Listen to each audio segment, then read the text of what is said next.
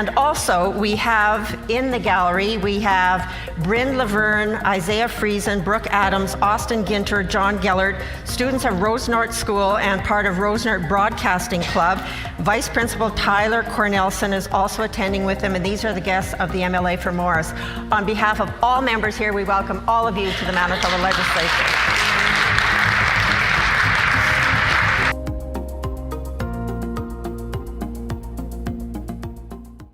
Hello RedHawks Nation, I'm Brooke Adams for R360 News. I'm very excited to be sitting down with the Honorable Heather Thiessen, Deputy Premier of Manitoba. Welcome to the program. Thanks so much to be here, it's great.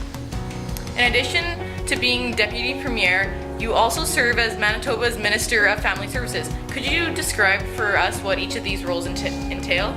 Well, Deputy Premier, when the Premier is not here, I often attend events in his place when he can't attend those events, and I will maybe answer questions for him in question period and basically fill in for him when he's not able to be somewhere. And as the Minister of Family Services, it's actually Minister of Families. It takes in a number of different roles there, but Child and Family Services is one of those, and those are all the kids that are in the care of the child welfare system in our province. So those are some of the things that we manage from our Department of Families. What's your favorite part of your job? I would say it's the incredible people that I get to meet on a daily basis. There are some amazing people that work in not only just the CFS system, but also in disabilities and other areas of in housing and other areas that we manage out of the Department of Families too. So it's really exciting, the different people who care so very deeply about all of these people who tend to be the most vulnerable people in our society. And just getting to see them in their day-to-day jobs is pretty incredible. How did you choose to pursue a career in the government? Well, I originally, I used to work in the Prime Minister's office in Ottawa. I have a degree in political science from the University of Western Ontario. So I decided to eventually pursue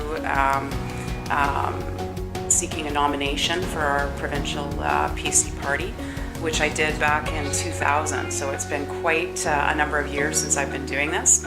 But I won the nomination for our party, and then I was our candidate for the PC party within the constituency of Tuxedo, and I won the election. I've won 5 elections so far, and I'm nominated now to enter into our 6th election. So it's been busy. As a school community, we are excited to have a female Deputy Premier for Manitoba. Could you tell us about your best experience serving as a female in this role? I think one of the greatest experiences was my kids were born into this. So my daughter Victoria was born a year to the day after I was first elected, and so it was really bringing my kids up in coming to the legislature and getting to know this and really making the legislature feel like home for them as well. They come down here and visit me and often sit in question period and watch us here, and they become very interested in what we do and the debates that we have here in the Manitoba legislature. So I think being able to give that back to my family and also give back to our community has been a very rewarding thing as a mother. In light of the budget recent cuts in healthcare, how does the government plan on maintaining a high level of services in Manitoba for both patients as well as nurses? Well, as a matter of fact, that is a myth, because there are not cuts in healthcare. Actually, year over year, since we came into office, we have spent more in healthcare each and every year since we came into power. So I know that there are people out there saying that there are cuts in healthcare, but that is simply not the case. Those are not the facts, and we will continue to make investments in healthcare. I think what's more important than how much money is going into the healthcare system is what kind of results we're getting in the healthcare system. And what we're seeing is that our wait times are going down, especially for our ER waits and for hip and knee surgeries and so on. And so we're more a party that is focused on getting better results for Manitobans. How does the government monitor how budget cuts in education are affecting school programs and services within our schools? Again, I'm going to say that is a myth of cuts. There aren't cuts in education and year over year, and it's the same thing with families as well. So if you're going to ask me that next, I will say that that is a myth as well.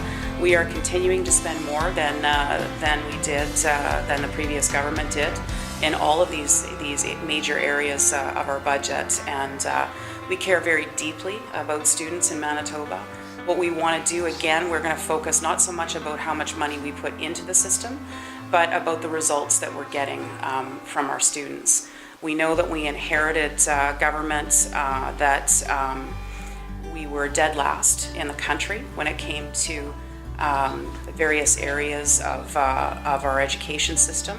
So failing our kids is not where we want to be. We want to ensure that we're providing a good quality education for our students. What advice do you give to students who are interested in pursuing a career in government? What I would say is get involved in your local community, whatever political party that you may be thinking that you'd like to be affiliated with. Get involved, volunteer, maybe go door to door, do some literature drops for a local candidate. And there's all different levels of government as well. There's obviously this provincial, but there's your municipal government as well, or the city of Winnipeg, and also the federal government as well. And so there's various levels that you can get involved, and I would say first and foremost, just find a local candidate and sign up as a volunteer. Our principal, Mr. Jerry Waldner, is wondering when the provincial government will be proactive in abolishing the antiquated daylight savings debacle. Isn't that an interesting one? That's an interesting debate that we will continue to have here in the legislature. As you know, there is a private member's bill before the legislature, and I look forward to having that rigorous debate. That's what this is all about, is to ensure that we can have that debate here for all Manitobans. We all represent, all 57 of us that represent our constituencies, and we'll continue to bring those issues forward. Okay, thank you so much for having this time with us. Thanks so much. It's been great. Thanks, Brooke.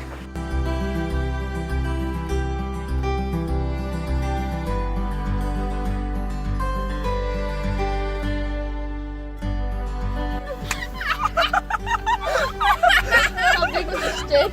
They were like laying all, it looked like some weird branches or something.